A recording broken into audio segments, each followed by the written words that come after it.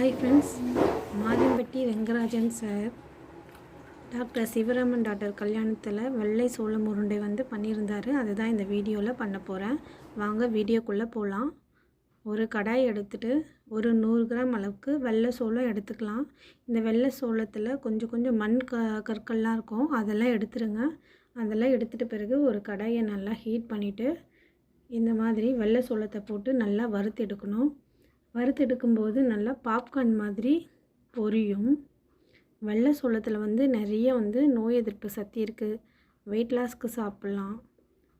Immunity power அதிகரிக்கும். ஹெல்த்துக்கு ரொம்பவே நல்லது.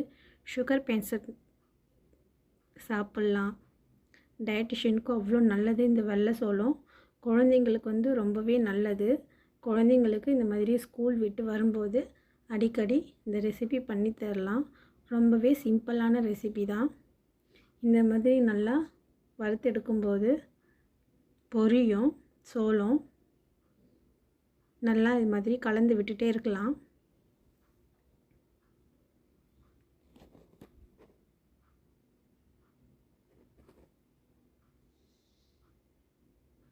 பாருங்கள், லைட்டாக கொஞ்சமாக பொரிய ஆரம்பிக்குது. பாப்கார்ன் மாதிரி எந்த அளவுக்கு வெடிது பாருங்கள். வெடிக்கும்போது மேலே தெரிக்கும் இந்த பாப்கார்ன்.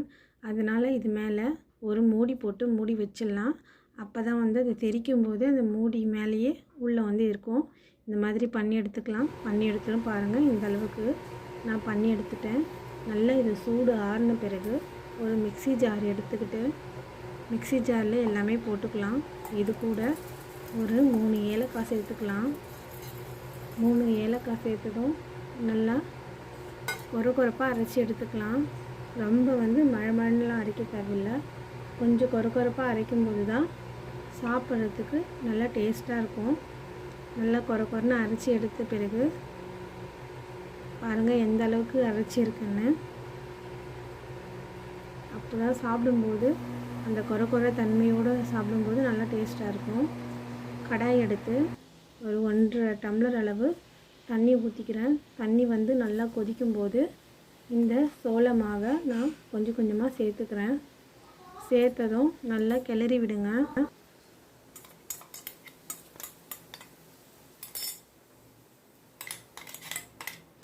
கொஞ்சமாக தான் சேர்க்கணும். நான் ஃபுல்லாமே கொட்டிட்டு இப்போ ஒரு கட்டை கரண்டி வச்சு நல்லா கலக்கி விடுறேன்.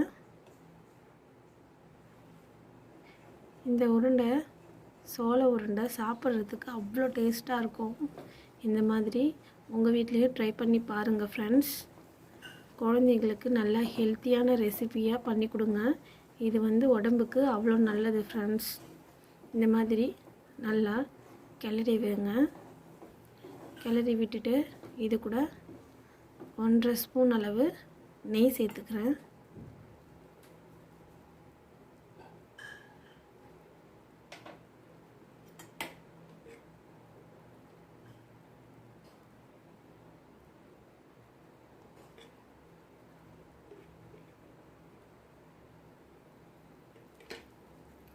நெய் ரொம்ப அதிகமாக சேர்க்க தேவையில்ல. 100 கிராமுக்கு 1.5 ஸ்பூன் சேர்த்துட்டா போதும். அப்போ தான் நெய் ரொம்ப திகட்டாது, சாப்பிடும்போது நல்லாயிருக்கும். இந்த மாதிரி நல்லா கிளறி விட்டு நான் இது கூட நாட்டு சர்க்கரை தான் ஆட் பண்ண போகிறேன். உங்கள்கிட்ட பனைவெல்லம் இருந்ததுன்னா ஆட் பண்ணிங்கன்னா நல்லா டேஸ்ட்டாக இருக்கும். பனைவெல்லம் கருப்பட்டி இது ரெண்டுமே ஒன்று தான். இது இருந்ததுன்னா இதை சேர்த்துக்கோங்க. என்கிட்ட அது இல்லாதனால நாட்டு சர்க்கரையை வச்சு பண்ண போகிறேன். இது ஒரு 3 ஸ்பூன் அளவு நாட்டு சர்க்கரை இது கூட சேர்த்துக்க போகிறேன்.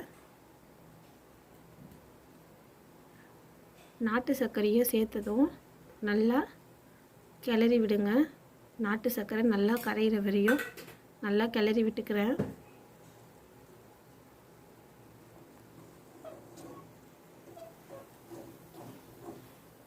பாருங்கள், இந்த மாதிரி நல்லா கிளறி விட்டுக்கிறேன்.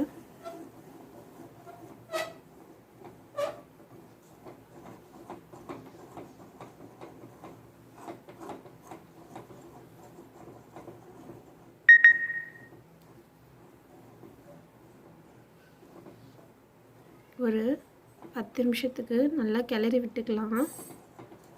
இந்த சோள மாவு ஒட்டாத மாதிரி வரணும். அந்த அளவுக்கு நல்லா கிளறி விட்டுக்கலாம்.